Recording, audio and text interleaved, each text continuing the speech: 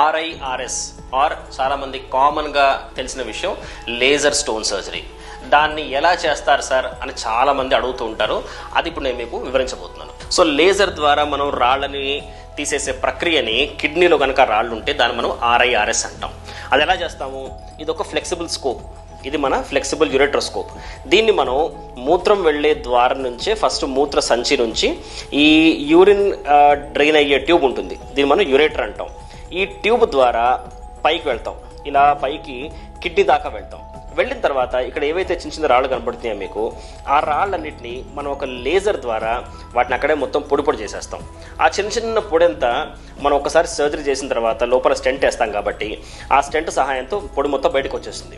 ఒకవేళ చిన్న చిన్న ముక్కలు ఏమైనా మిగిలినా కానీ 2, 3, 4 mm 5 mm దాకా రాళ్ళు ఒకళ్ళు మిగిలినా కానీ ఆ రాళ్ళు కూడా స్టెంట్ ద్వారా బయటకు వచ్చేస్తుంటాయి. సో ఈ ఆర్ఐఆర్ఎస్ ఆర్ ఈ లేజర్ స్టోన్ సర్జరీ మనం ఎప్పుడు చేయొచ్చు?